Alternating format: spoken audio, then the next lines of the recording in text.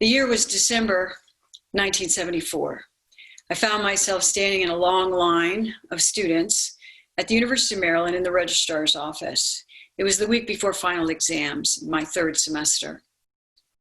I have a sick feeling in my stomach. I have a piece of paper in my hand that I'd filled out, and with absolute disgrace, when I got to the front of the line, I slid it under the tray there, and the lady took it on the other end of it, and she just looked at me and she shook her head. And it was in triplicate, and she stamped it. She ripped off my copy, and she slipped it back under the tray, and then she looked at me as if to say, there goes another one, an absolute loser. At that moment, I felt like an absolute loser, because by doing that and her stamping it and handing me back that piece of paper, what I had done was end a dream that had begun when I was 7 years old. With that one moment, I had withdrawn from university. I had basically flushed my future down the toilet, and now I had to go home and tell my parents. I had grown up only 8 blocks away from this university, University of Maryland. And I'd always wanted to go there, and I'd wanted to grow up and be a teacher just like my dad. I'd made that decision when I was 7 years old. And now I have to go home, walk home, and break his heart, telling him that I had quit school because I felt there was more dignity than waiting 2 more weeks and getting the pink slip that said, you have failed out. I was already on academic probation. So on that walk home, several things occurred to me that really broke my heart. I walked slower and slower as I thought through this. The first was that nobody really knows. Nobody knows me. Nobody knows my reality. Now, granted, I didn't really want them to know my reality. I had a false front on my life, portraying that everything was great. When people would ask me about school, oh, it's going good. When they would ask me about the relationship I was in at the time, oh, it's fine. He's wonderful. When they would ask me about my extracurricular activities, oh, I was having a blast. And so as I was walking home, the fact that it occurred to me that nobody really knew my reality was really sad. So worse than the fact that nobody knew me was that I felt that nobody cared. Nobody cared enough about me to sit me down and tell me the truth, that I was screwing up. And I thought, well, who are these people that don't seem to care for me or care about me enough to tell me the truth? I thought about my parents, but the reality was I'd moved out of the house 3 semesters before. I only moved 8 blocks. I didn't have to move across the country, but I became somebody that I didn't even know myself to be. Moved into sorority, had a heck of a good time, but that was to the demise of my academic life. So my parents didn't seem to care. All the mail came to me. They didn't see my grades, so I didn't really give them any information that would allow them to care a lot about me. And so I just felt that they didn't care. My siblings didn't care. We were living in the same house at the time, in and out, but they all had their own lives, so they didn't notice. But the ones that really bothered me were that none of my academic professors or lab assistants or advisors, none of them sat down and said, what's going on with you? Where have you been? You just failed another exam. You haven't handed in your paper. You haven't been to class in 3 weeks. None of them seemed to notice. And I remember thinking I felt invisible. Nobody knew me and nobody cared. I always wondered why they didn't. I just thought that teachers were supposed to care. I had really caring teachers when I grew up through elementary school, middle school, and high school. And now I just felt invisible. Nobody would even wake me up when I fell asleep in the middle of a lecture. So it just felt like nobody knows and nobody cares, and it felt horrible. And as I walked down the hill to my house, it occurred to me before I walked in the door was, if I ever get it together, if I ever go back to school, if I ever become a teacher, I don't ever want one of my students to feel what I'm feeling now, that nobody knows them and nobody cares about them. I walked in the door. I broke my parents' heart. It's twice in my life I saw my father weep. That was the first time. That dream was dashed. It took another 18 months, a bunch of continually bad mistakes, getting fired from 3 jobs in 18 months because I still couldn't quite figure it out and get it together. But I never lost that thought of, I don't want ever, if I become a teacher, I don't want any of my students to ever feel like I don't know them and I don't care about them. So once I did get it back together and I did go back to school and I did become a teacher, what was important for me to remember, and has been, is that that seed was planted 45 years ago to become a teacher that would care for students, for my work to be about how to be teachers, how to be people that allow others to feel like we care. I like to think of each of us as a star, with everyone we come in contact with orbiting around us. My name is Lynn Owens. I taught for 40 years. I'm a tenured retired professor. I have multiple initials after my name and multiple degrees. I've been recognized as the Teacher of the Year 20 times in 3 different universities. I've recognized speaker, motivational speaker, author. I live in Garden Valley, Idaho, on a 50-acre little piece of property here. I live with my husband, Bill. We've been married for 42 years. I have 2 adult children and 5 grandchildren. Starry Story Night. Each storyteller is a point of light, and we connect their stories together in the way we draw lines between the stars to form constellations. Let's meet our storytellers. As education is such a huge part of my own story, let's begin by hearing about what part education has played in your lives. Alex, why don't you start? Where I and my family used to live, it was tough to go to school because life was really, really hard. It was really difficult, man. So I grew up in Idaho in a small town called Gooding. I grew up in a small village. Pocatello, which is where I'm from. I grew up living between Paramaribo, Suriname, and Moscow, Russia. I went to the Idaho School for the Deaf and Blind there, and it was nice because my home was really just 100 yards away from the school. My home was mixed culturally, Armenian and American. Malawi, Zalek camp. It's a refugee camp. I ended up volunteering at a women's shelter in Kabul, Afghanistan. When I came to Boise, I felt welcome. You know, I felt like my life is going to change. I started going to school. I graduated from high school. And I graduated from high school in Moscow, Russia. I dropped out of high school in 1965 because I had a chance to go down there and meet with an agent. Now I'm in college. I started undergrad as a pre-law student, with emphasis in history as well. And then I ended up going the route of art and becoming a fine art student. And I graduated with my Bachelor of Fine Art in Painting. I went to Gallaudet University, which is the only deaf university in the world. And that is located in Washington, D.C. So I got a master's degree in fisheries, and that led me to the career that I'm just about to finish up, actually. I retire next month. It led me to this career of being a fisheries biologist for the National Marine Fisheries Service.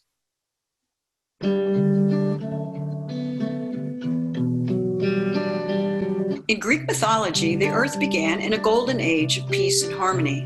The gods wandered the earth with the humans. Astrea ruled with her scales of justice, which were always in balance. Everyone belonged. But things began to change. Humans separated themselves and created the other. They became violent and greedy. They stopped communicating with each other. They lost empathy, and the scales tipped. The gods left the earth and fled into the heavens, all except Astrea. She alone wandered the earth in search of goodness.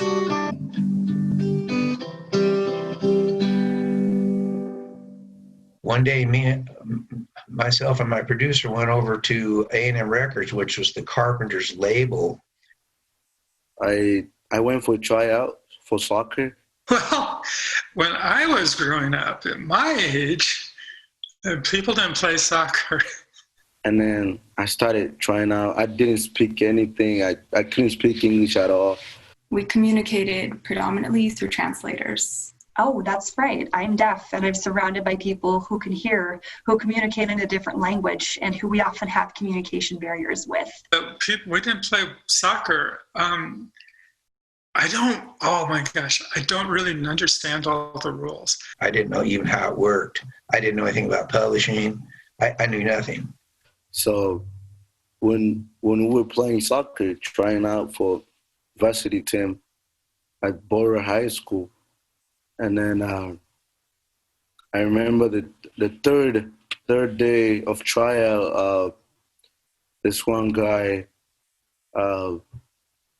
called me an animal name, a monkey. He said a monkey can play soccer. There are other people that believe that deaf individuals like myself, in a way, are subhuman, that we don't belong in the overarching society, or that we can't do everything that people who can hear can. Feeling outside for so long, knowing that I would be an object of ridicule or an object of hate for being who I am, just, who I am, just another dorky person. We asked him specifically if they were looking for songs for the Carpenters. They're already finishing an album. They've got all the songs picked. I went crazy. Like, my reaction was just, why would he say that? Why would he say that? For what reason? And I said, well, can I leave the tape here? And he said, sure, you can leave it. So harassment in Moscow took a lot of different forms. For me, personally, it was a lot more just like sexual harassment. So from the time I was a young girl, maybe 10, I would get the very sexual comments at me as a kid walking through the streets. And then as I grew up, it would get worse, or getting groped or having somebody follow you. I interact with a lot of different people in my position, and some people I just have to kind of roll my eyes and just continue to smile, because there are people, unfortunately, who are very ignorant. I tried to calm down, but I couldn't. I went and talked to the coach. Hey, coach, did you hear this and that? That guy called me a monkey. I can't play university team. How can a monkey make a varsity team? I left it, and I know he didn't listen to it. Don't hear me and don't understand me. I would say sometimes I get the deer in the headlights reaction. And the coach was like, this is why I canceled their practice. But we're going to have to talk about it. I was like, coach, I'm not doing this. I'm done. I'm not going to play soccer. I'm done. Take your jersey, take your cleats. I'm done. Estrella, too, was done. Disappointed in humanity, she left the earth, but didn't join the other gods in heaven. Instead, she flew into the sky to become the constellation Virgo. The scales she brought with her became the constellation LiBRA. She looks back on the earth with the potential to come back and rule over a second golden age, should the scales tip again. Until then, she is gone.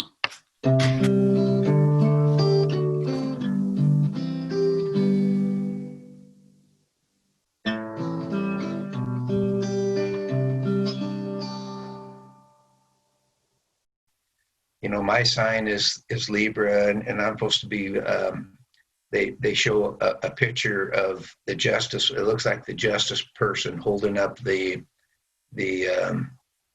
scales, and then the scales are supposed to be balanced. And being a Libra is somebody that likes to have everybody be okay, And I'd like to think that about me. I know I always want everybody to be okay. On September 11th, it just felt like any other morning to me. I drove to work and came into my office and just got ready for the day. I remember one night, we were just having a dinner with my family, I and my family, and that was in Baraka, Congo. While I was at work, there was a colleague who came into my office, and they said that I needed to check out the news. So I went over to the center of the building, what was the atrium, where there was a large TV, and myself and staff gathered there. And of course, back in this time, it wasn't a flat screen. It was one of those bigger TVs. And my family, we were sitting on the couch and we were watching Get Smart. And Maxwell Smart was giving out awards to control agents. And he gave out this award to Dr. Sven Lundstrom, or some very masculine name, for best research into hormones. And of course, this drop-dead brunette gets up to accept her award, and Maxwell Smart's eyes got about this big, and he says, "Good job, Dr. Lundstrom." And I'm sitting on the couch, and my eyes are about this big, and I'm like going, oh my gosh, look what they could do. I had no idea. So we saw the news, and honestly, I just thought, wow, that seems like a very large hole for a small plane. But honestly, I didn't even think much of it then, even after seeing that footage. So I went back to my office, and later on, I just wanted to check to see if there had been any updates. And during that moment, that is when we saw the second plane hit. And at that point, I knew this was not an accident. This wasn't something minor. It had to be something else. Unfortunately, I didn't know what was going on at that time. We could see the footage of helicopters around the World Trade Center, and we were watching that live. Myself and my colleagues began to talk about what was going on because we weren't getting the information about what was happening. So when that second plane hit, it was about 9 o'clock in the morning, Eastern time. When we were having a dinner, it was around 9 p.m. I remember talking with my colleagues about what could possibly going on. Soldiers came from nowhere. And unfortunately, the news did have newscasters talking about what was going on, but those were not closed captioned, which meant that we as deaf individuals, as deaf adults, didn't know what was going on. They just came and then attacked my family. Once in a while, there would be some information written on the screen, but there was a lot that we were missing. It wasn't until we had a colleague who could hear who came into the room and said that they heard that there was another plane that was headed for DC. And at that moment, we began to panic. We couldn't imagine what that would be like. And honestly, we had those worries, like, what if a plane hits the building we're in? But we thought then, no, that couldn't possibly be. There wouldn't be a plane coming for a university of deaf people. Why would they target us? That it makes me feel like people are out to get me. And I didn't know why they came and attacked us, because we didn't have any problem with nobody. They just came from nowhere. But then someone said that the plane had been hijacked. So I think that was probably around 9:20 that morning. 9:30, 9:45. And we still did not have the information that we needed. I remember looking to another colleague, and it was at that point that we decided, all right, we need to get some more information about this. Let's see what's going on. So we went up to the top of a dorm room at Gallaudet University. So we went to the top floor to see if we could get a better vantage point of what was going on. And that dorm has a beautiful view of the whole city of Washington, D.C.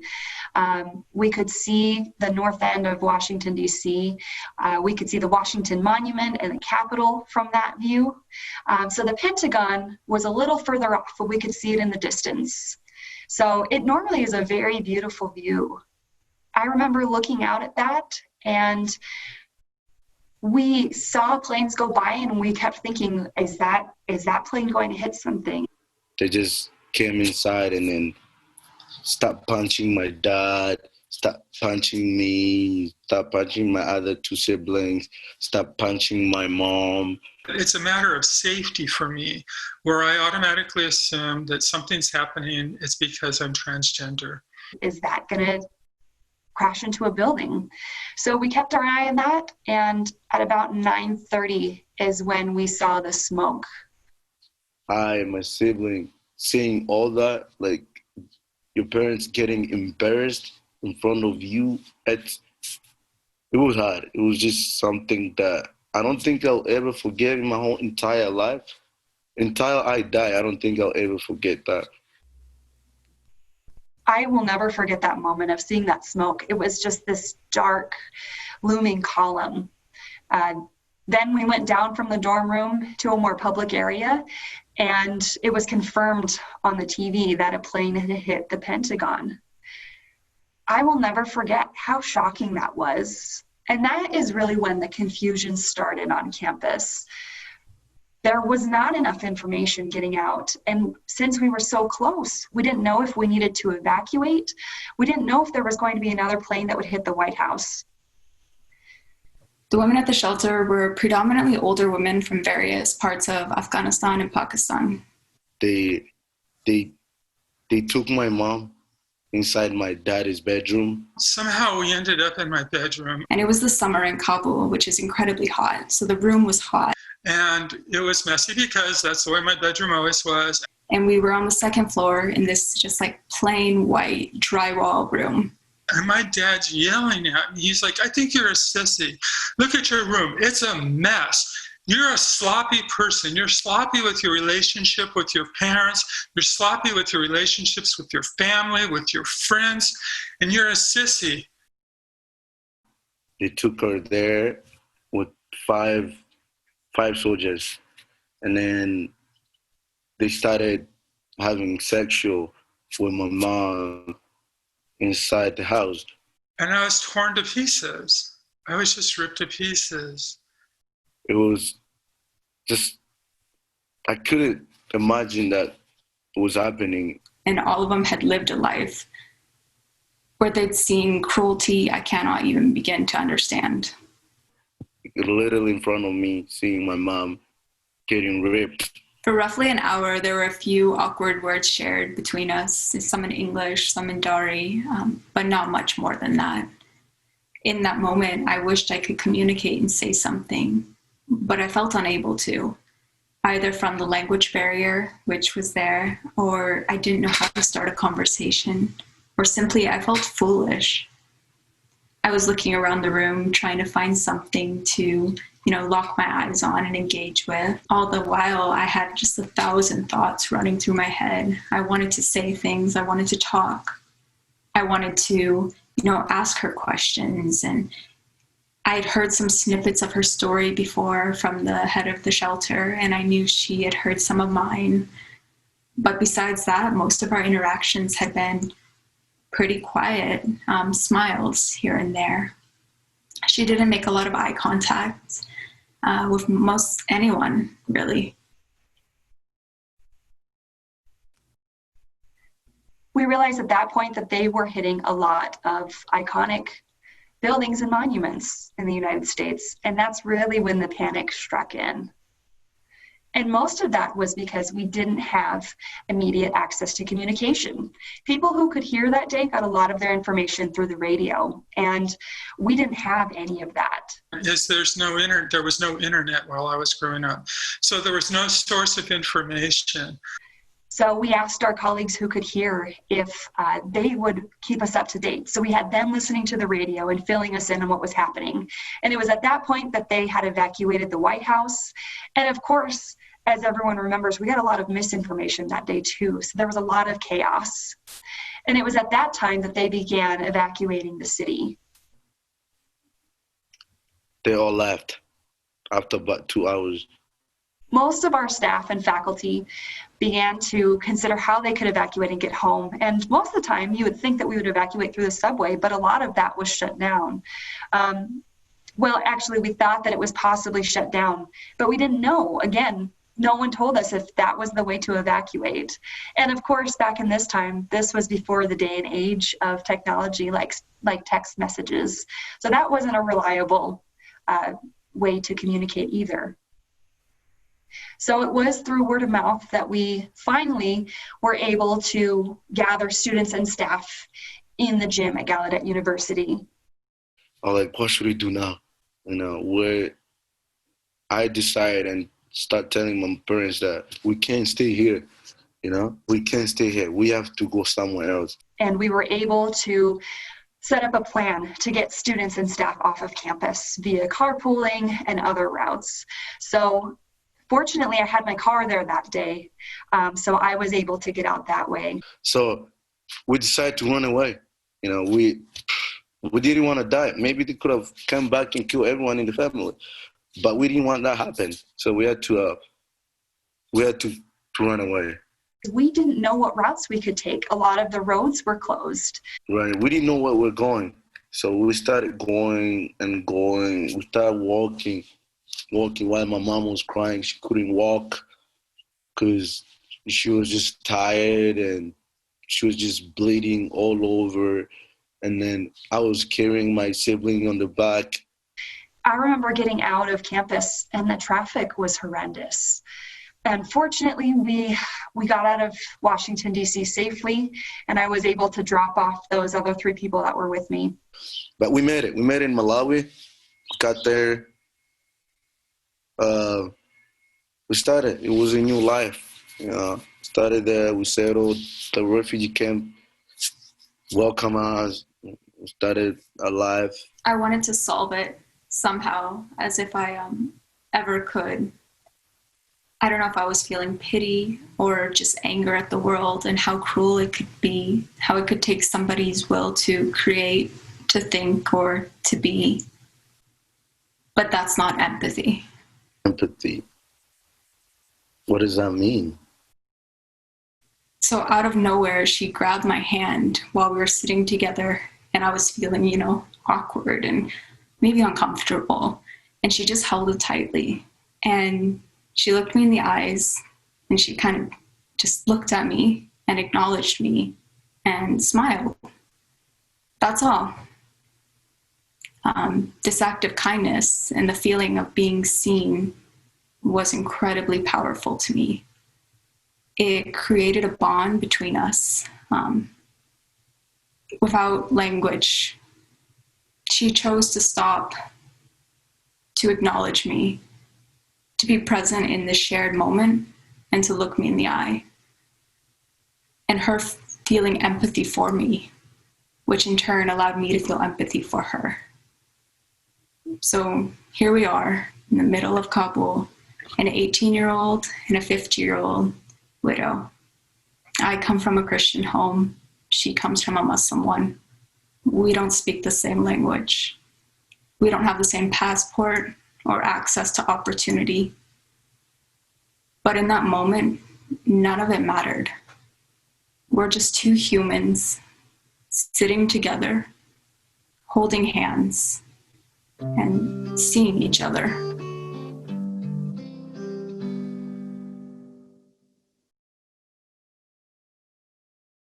Conception of the Other is an earlier work. I actually made it 5 years ago. And the whole title and the whole premise of this work is playing with religious imagery and then kind of talking about some of the current events happening around. At that time, there was a lot of refugees, conversations on refugees and immigration and different things. So Conception of the Other is an image of the Madonna and Child in batik and very abstracted, but actually playing with the birth of another, the other in our society that doesn't look, believe, and think exactly like us, but still being born almost to the Madonna as a child of God. And how do we think about them, and how do we react to them, and how does our discourse around them?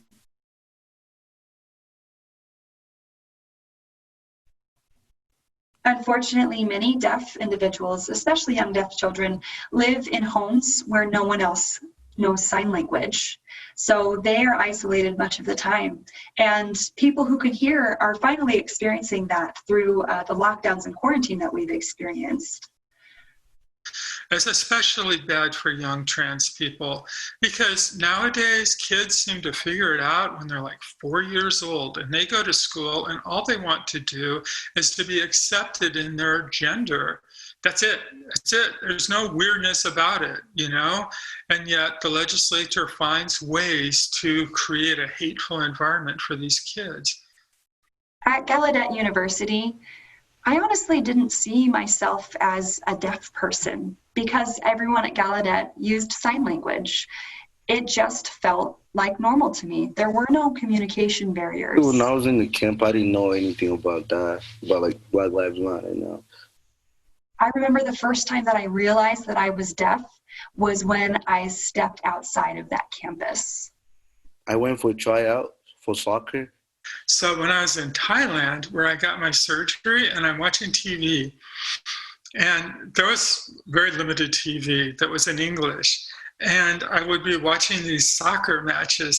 That's where my experience started when that happened at the tryout. There was this English fellow who was in the same hotel that I was at, and I kept asking him to explain what was going on. But I have to admit, I'm still clueless about the rules of soccer. And then I started studying and looked up, doing websites, doing research about it, how racial, how racism, and all that stuff. All this racism and stuff is going on. I look back at back in the 60s when they had groups like Peter, Paul, and Mary and Pete Seeger and all these people that were singing these songs. Some people call them protest songs. I want to stand for not only my skin, I'm standing for my family, my Black African people. I talked to my parents about it. My parents didn't like it at the beginning because they thought I'll be killed. They thought I would they were telling me that if you start doing that, you're gonna get killed. You can't be joining the politics. The Idaho legislature, as everybody knows, passed 2 bills. They're basically anti-trans bills in their last session. So during 9/11, that was the moment that really impacted that beautiful bubble that was home to me. There were staff and faculty who were hearing, who had information before we did. And that felt unfair in that moment. I wanted to be able to have that same communication access that everyone else did during a crisis. It's phenomenally hateful. It makes all of us in the trans community feel unincluded. It makes us feel disenfranchised from our society. It was at that point that I felt disconnected and like I didn't belong. I wouldn't necessarily say just with Gallaudet, but with the world. I just felt like I was being left out. The thought that came to mind was, why does the United States not have a system in place that protects people like me in times of emergency? And I wanted to see our leadership commit to ensuring that deaf individuals would be safe in times such as this.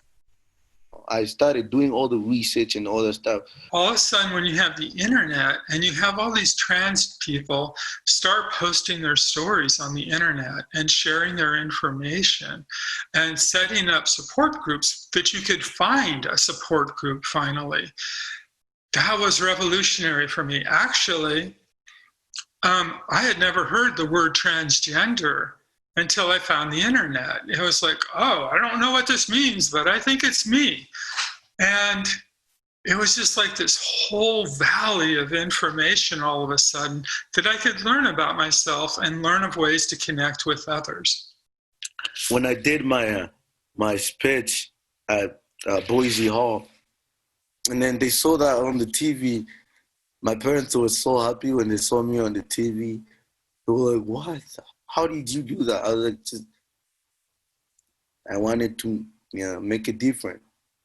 I know my parents didn't want me to do it, but I forced myself because I'm that person who always want to make it different, who always there for people, And then my parents were really proud of me, and I'm still doing it right now, and they're like happy with me. I think after I did the speech at Boise Hall, maybe after the song had been on the radio, it was like it got up to number like 3 or 4 on the charts, and that was worldwide. My video went viral. It went all over, and then the next day I received so many messages from different people that I wasn't expecting, and that was the most thing I ever felt. It was something I felt really, really good. We went to this Denny's. It used to be on Fairview near downtown. And so we're at this big table, and there's myself and my 9-fingered cross-dresser friend. And there are a couple of drag queens. And there was this one drag queen, and she was tiny. And she was so beautiful. And she was there with her partner. And we were laughing and laughing and carrying on. And everybody in the restaurant was staring at us. And I didn't care. I could have cared less because I was finally with my people. I belonged. I hope my art can be a bridge to seeing and feeling. Any flower that blooms in the desert, nature will help survive. Every soul born into this world needs somebody's love inside. Whenever a heart gets broken and the hurt and the pain won't end, we'll build us a bridge of kindness to cross with the help of a friend.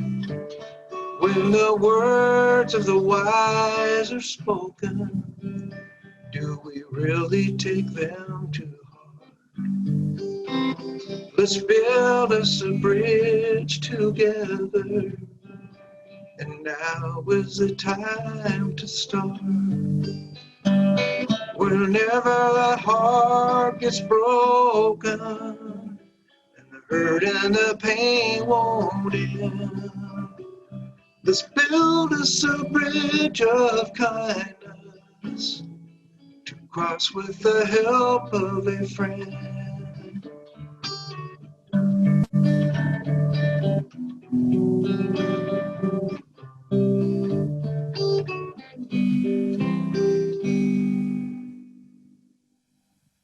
The scales tipped for me when?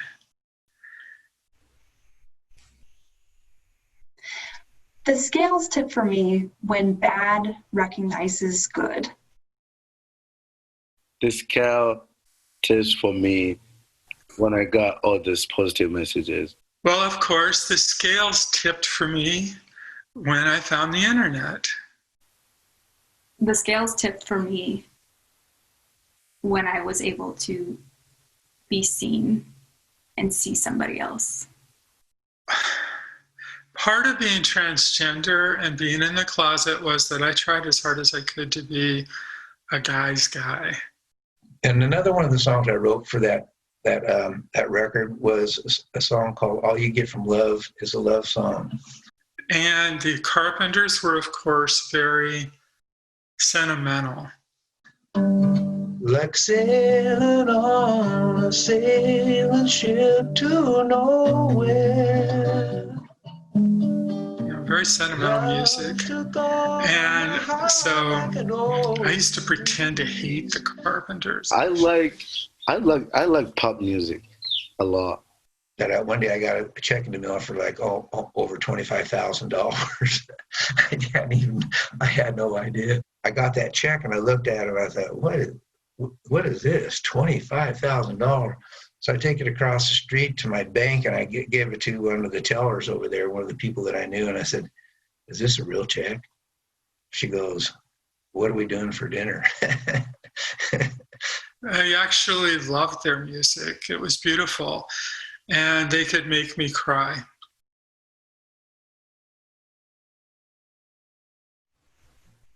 I would say that we realize empathy when we experience something together.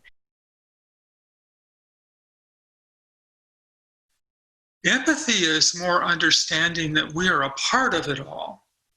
And it ends up coming to a place of compassion and truly having compassion for the world and having compassion for ourselves. People that actually care about other people as much as they care about themselves, or even more than they care about themselves, is to me a definition of empathy. To me, empathy means to be there for someone. Empathy to me, in my understanding, is when we're actually present and seeing and being with someone or something, whether it's a piece of art or it's a person. It's necessary to be present with it, to truly see it and to stop and to just in that moment kind of go into it. To be empathetic is to feel with. So if we feel with is one thing, but we have to act on that feeling to connect to that person, to help that person come alongside that person. So in the Greek mythology of Starry, when she left and she took her scales of justice, and it was kind of, I'll come back and start the next golden age if you can show me some hope. How can we show her we're ready? I think in order for her to return, what we would have to demonstrate would be open hearts. So empathy, like this. So like one heart understanding another. Often it's easy to focus on the very hopelessness of this world because there is a lot of cruelty and there's a lot of pain and there's a lot of just injustice. I think it's beautiful that we have the privilege to be able to choose how we react to things in our world and that we only have control over ourselves. It's important that we understand and we value that opportunity to choose. It's at that point that I think when we look at that and we realize that's when the goddess would return. But it's these small moments of connection, these small moments where we recognize each other's humanity and where just unexpectedly care for each other, that show me that there still is hope and there still is beauty and there still is potential for things.